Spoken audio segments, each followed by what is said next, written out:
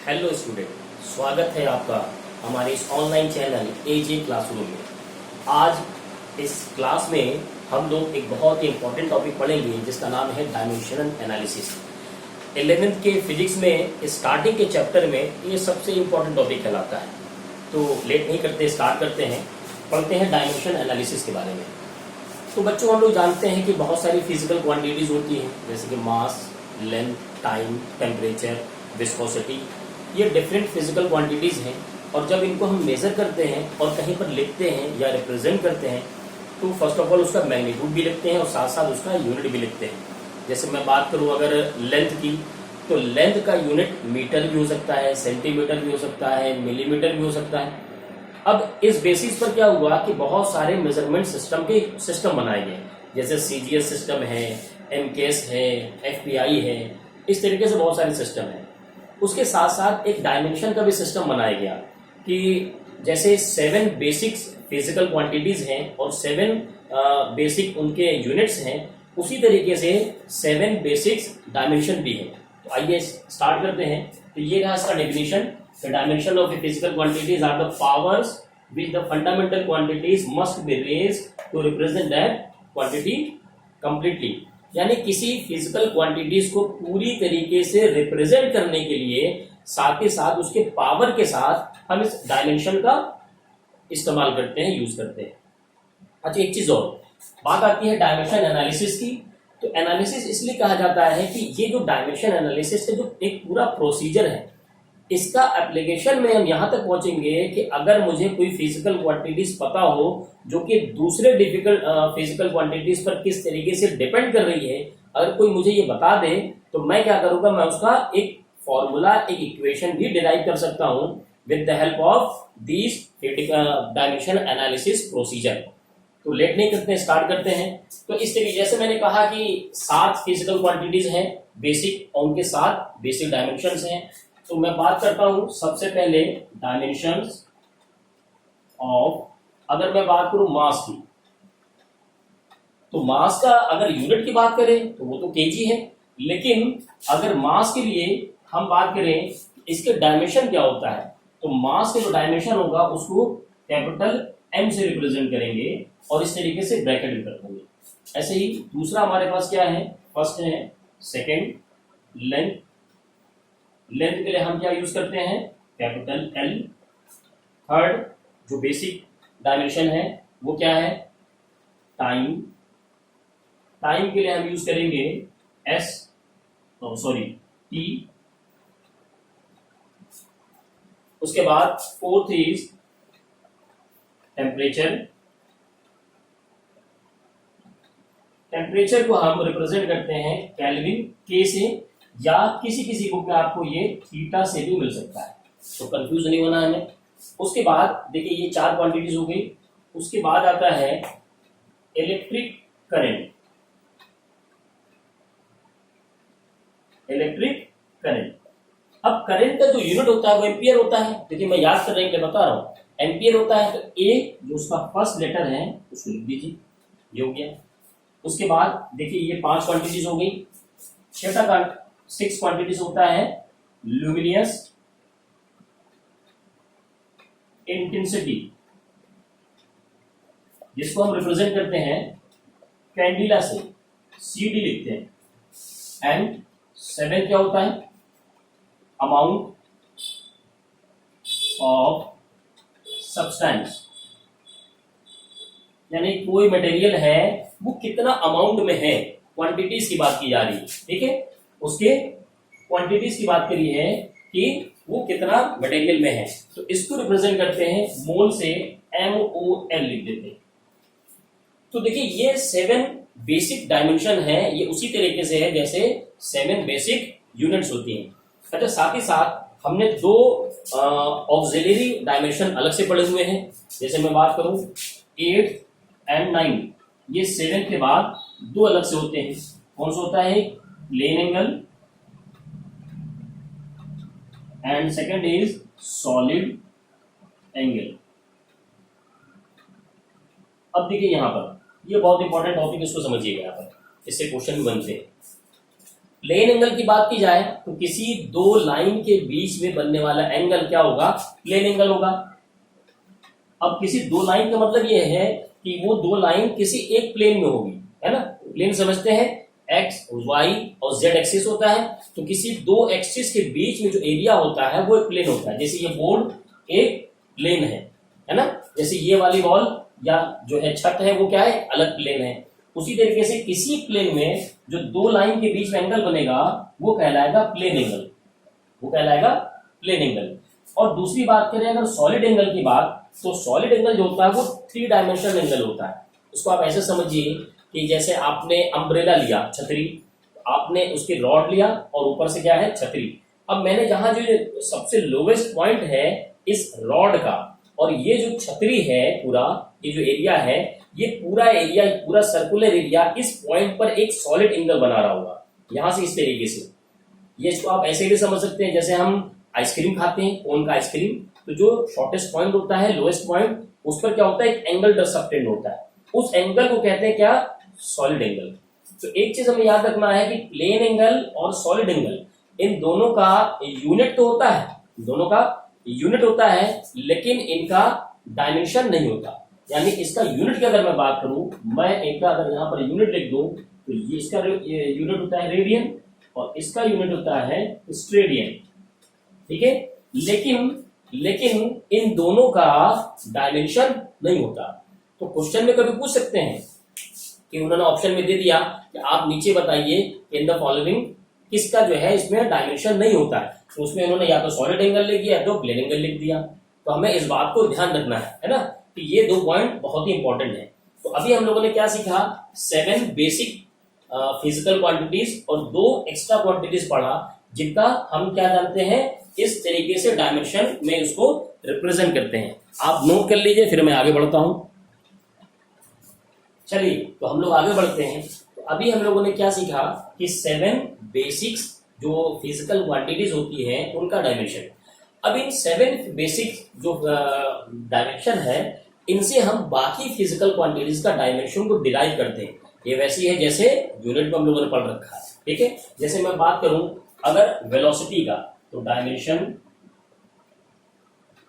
Of velocity, तो velocity का formula क्या होता है भाई, displacement upon time. Displacement upon time. Displacement को कैसे रिप्रेजेंट करेंगे, डिस्प्लेसमेंट क्या होगा, एक लेंथ होगा, इसको रिप्रेजेंट करेंगे एल से, और टाइम को कैसे रिप्रेजेंट करेंगे, टी से। तो इसको देखिए कैसे कर देंगे, जब टी ऊपर जाएगा ये हो जाएगा एल के पावर 1 टी की पावर -1। अच्छा एक चीज और, ये मैं एल के पावर 1 लिखने की जरूरत नहीं है, ये तो मैं स्टार्टिंग में आपको समझाने के लिए लिख रहा हूं। अब अगर मैं इसको अच्छे से रिप्रेजेंट करना चाहूं तो बेसिकली रिप्रेजेंट कैसे किया जाता है, तो ये कहते हैं डायमेंशन, इसको हम लिख सकते हैं अगर एम के फॉर्म में भी लिखें MLT। अब देखिए यहाँ m तो था नहीं, m के पावर 0 कर देते हैं, l के पावर 1 t के पावर -1। ये देखिए ये 3 पावर है। अब स्टूडेंट को ये कंफ्यूजन होता है कि ये इसका डायमेंशन है, ये डायमेंशन नहीं है, बल्कि इनका जो पावर है वो डायमेंशन है, इनका जो पावर है वो डायमेंशन कहलाता है।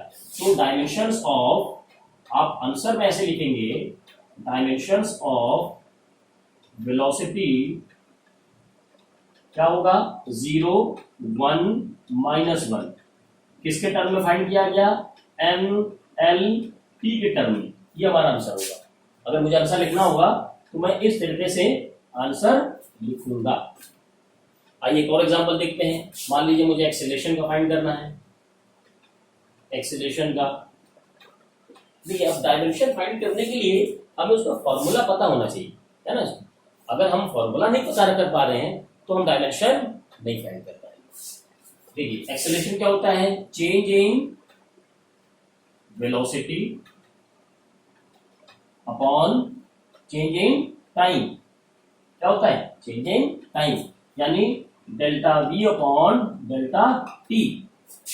अब देखिए V का जो डायमेंशन हमने फाइंड कर लिया यहाँ पर वेलोसिटी का, क्या होता है भाई, LT -1 अपॉन T। टाइम का क्या होगा, फिर से T होगा, यानी इसका जो डायमेंशन होगा एल टी माइनस टू। अब आप उसको एमएलटी के फॉर्म में लिख दीजिएगा। कैसे लिख लेंगे? देखिए यहां से ऐसे m के पावर 0, l के पावर 1, t के पावर माइनस 2, इस तरीके से लिख देंगे। तो ये क्या हो गया? ये वेलोसिटी का डायमेंशन, वेलोसिटी का डायमेंशन क्या हुआ?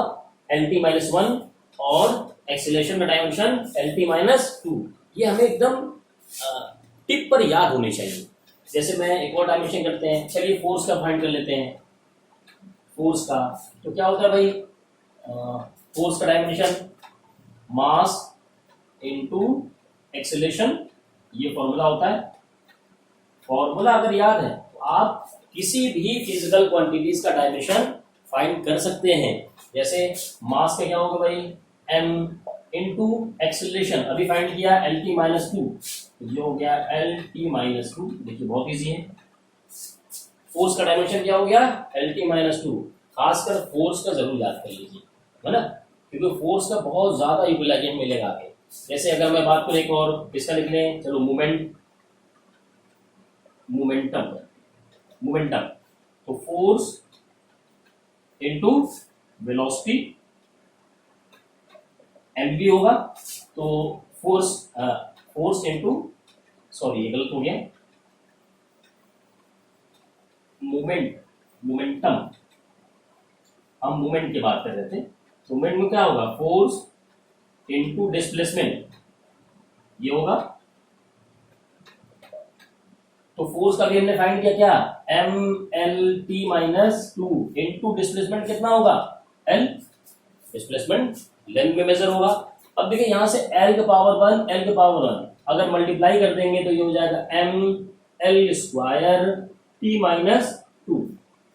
तो ये डिफरेंट फिजिकल क्वांटिटीज हैं जिनका हम डायमेंशन इस तरीके से फाइंड कर सकते हैं, है ना। इसको नोट करिए, फिर और आगे हम लोग नोट करते हैं। ठीक है बच्चों, तो हम लोग फाइंड कर रहे हैं किस तरीके से डिफरेंट फिजिकल क्वांटिटीज का डायमेंशन फाइंड किया जा सकता है ना। तो आगे बढ़ते हैं इसमें।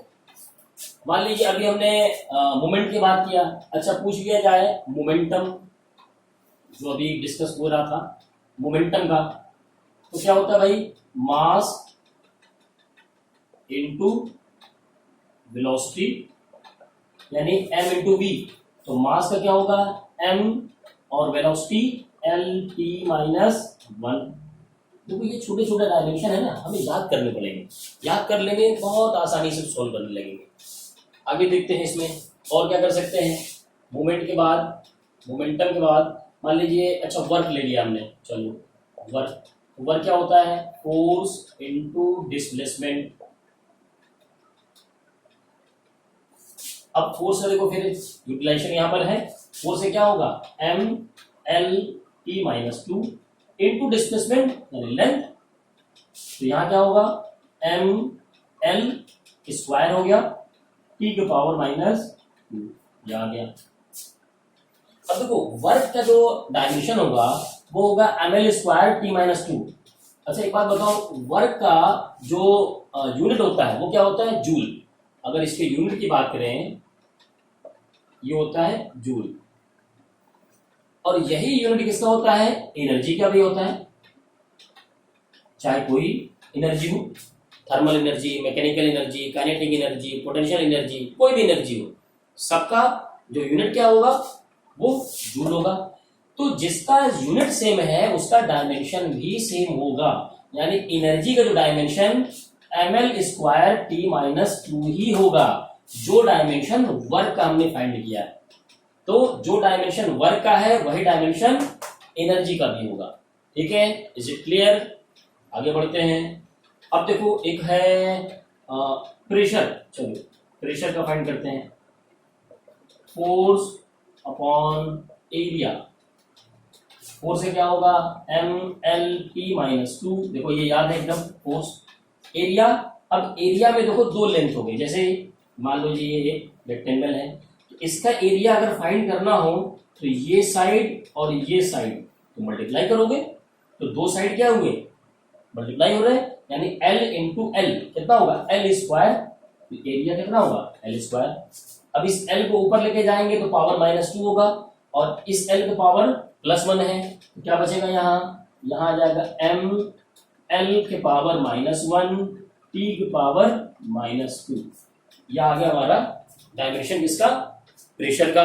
ठीक है, समझ में आ रहा है सबको? आगे बढ़ते हैं। चलो बच्चों, अभी तो हम लोगों ने कुछ फिजिकल क्वांटिटीज का डायमेंशन फाइंड किया जो बड़े इजी से थे। थोड़ा सा टफ लेते हैं, जैसे कुछ कांस्टेंट ले लेते हैं। कांस्टेंट कौन से? Planck's constant. अब कोई कहेगा सर कांस्टेंट का कैसे डायमेंशन होगा? 3 एक कांस्टेंट है, इसका डायमेंशन कैसे होगा? तो कुछ कांस्टेंट ऐसे हैं जो यूनिट लेस होते हैं, जिनका यूनिट नहीं उसका डायमेंशन नहीं, और जिसका यूनिट होगा उसका डायमेंशन होगा। लेकिन इसमें भी अपवाद है। कौन से? Plane angle and solid angle, इन दोनों का हमेशा याद रखिएगा। ये घूम फिर करके आपके क्वेश्चन में टपक पड़ेंगे। आप तो ये जान रहे हैं कि सर ने बताया था जिनका भी यूनिट होगा उनका डायमेंशन होगा। और कहेंगे सर देखिए सॉलिड एंगल का यूनिट स्टेरेडियन है, इसका डायमेंशन भी होना चाहिए, तो आप टिक मार के चले जाएंगे और गलती कर जाएंगे। हमें उन दोनों के एकदम अलग से याद कर लेना है। ठीक है, राम और श्याम की तरह। चलो आगे बढ़ते हैं। Planck's constant. अब देखो इसका फॉर्मूला क्या होता है? E = h new. न्यू क्या होता है? फ्रीक्वेंसी, है ना। अब देखो कुछ फिजिकल क्वांटिटीज, कुछ फॉर्मूले हम लोगों ने अभी तक हो सकता है आपने ना पढ़े हुआ स्कूल तक, वो आपको 11th दिन आगे मिल जाएंगे। लेकिन हमें क्या करना है? हमें धीरे धीरे सबका डायमेंशन फाइंड करना है। अच्छा, अभी स्टार्ट में पढ़ रहे हैं तो 2 महीने बाद जो पढ़ना उसका डायमेंशन कैसे फाइंड करें? तो अभी जितने हमको याद आ रहे हैं हम लोग कर ले रहे हैं, और उसके बाद जब भी हम अगला चैप्टर पढ़ेंगे और वहां कोई फिजिकल क्वांटिटीज नहीं मिल गई तो हम क्या करेंगे? फट से वहां उसका डायमेंशन फाइंड करेंगे। ठीक है, इस तरीके से ये चैप्टर हमारा क्या होगा? हमेशा हमें से याद रहेगा, हमें भूलेगा नहीं। ठीक है, तो अगर यहाँ पर h क्या है? Planck constant. h = क्या हो जाएगा? E/न्यू। अब E क्या है? एनर्जी। E एनर्जी और न्यू फ्रीक्वेंसी है। फ्रीक्वेंसी मतलब 1/t पर सेकेंड में किया गया कोई कार्य। तो एनर्जी की बात करें पहले, तो एनर्जी का जो यूनिट होता है वो जूल, और वर्क का भी यूनिट होता है जूल। इसका मतलब क्या होता है? अगर हम वर्क का डायमेंशन लिख दें तो एनर्जी का भी डायमेंशन आ जाएगा। हालांकि मैंने भी लिखा था, लेकिन मैं कह रहा हूं अगर आपको याद ना हो तो आप कैसे लिखेंगे? तो ये क्या हो सकता है? फोर्स इनटू डिस्प्लेसमेंट, और ये आ जाएगा 1/t। अब फोर्स में क्या होता है? m। अच्छा, इसको ऊपर ले चले जाते हैं और आसान कर देते हैं आपके लिए। Fd, और ये t ऊपर चला गया। ठीक है, अब यहाँ पर देख लेते हैं फोर्स का mL/t-2, d डिस्प्लेसमेंट यानी लेंथ में है, तो l t टाइम है, ये हो गया। अब देखो मल्टीप्लाई कर दो, m l का हो जाएगा स्क्वायर और t का हो जाएगा -1। ये हो गया हमारा प्लैंक कांस्टेंट का डायमेंशन। अब एक और ले लेते हैं, बहुत ज्यादा पूछा जाता है ग्रेविटेशनल कांस्टेंट का। आप लोगों ने इसको तो पढ़ा ही होगा, ग्रेविटेशनल कांस्टेंट। ये रहा ग्रेविटेशनल कांस्टेंट, जिसको हम कैपिटल G से भी लिखते हैं। अब देखिए सबसे पहले इसका फॉर्मूला लिखना पड़ेगा। F = G(m1m2/r²) या d² लिख दो, कंफ्यूज नहीं होने के लिए। अब G का फाइंड करना है तो G यहां लिख दिया। अब F × d² हो जाएगा, F d² में दोनों m चले आएंगे, दोनों चचा वाले m आ गए। अब यहां पर लिखते हैं, देखो F का mL/t-2, d क्या है? एक लेंथ है और उसकी स्क्वायर है, तो यहां क्या होगा? L का स्क्वायर अपॉन इस मास को m, ये मास m, क्या हो गया? m²। अब यहां पर देखो क्या हो जाएगा?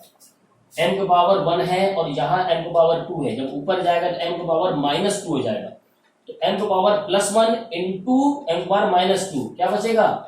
m की पावर -1 इंटू l क्या हो गया? l³ और t की पावर -2। ठीक है, ये डायमेंशन किसका हो गया? ग्रेविटेशनल कांस्टेंट का। ठीक है, तो बच्चों आज हम लोगों ने क्या सीखा कि किस तरीके से किसी भी फिजिकल क्वांटिटीज का डायमेंशन फाइंड किया जाता है। अभी हालांकि हम लोगों ने 8 से 10 ही डायमेंशन फाइंड किए फिजिकल क्वांटिटीज के, लेकिन आपको एक मेथड पता चल गया कि हमें किस तरीके से इसके डायमेंशन को फाइंड किया जाता है। अभी बहुत सारी फिजिकल क्वांटिटीज है जिसका डायमेंशन हमें फाइंड करना है, तो हम कैसे करेंगे, हम जब अगला चैप्टर पढ़ेंगे, जब भी हमें कोई फिजिकल क्वांटिटीज मिलेगा, हम ये फौरन जो है ये फॉर्मूला अप्लाई करके, ये प्रोसीजर अप्लाई करके उसका डायमेंशन फाइंड कर लेंगे। ठीक है, okay, all the best. Next lecture पर हम इसके आगे पढ़ेंगे डायमेंशन एनालिसिस का। नेक्स्ट लेक्चर देख लीजिएगा। उसके बाद अगर ये वीडियो अच्छा लगे, आप इस चैनल को सब्सक्राइब करिए, वीडियो को लाइक करिए। Okay, all the best.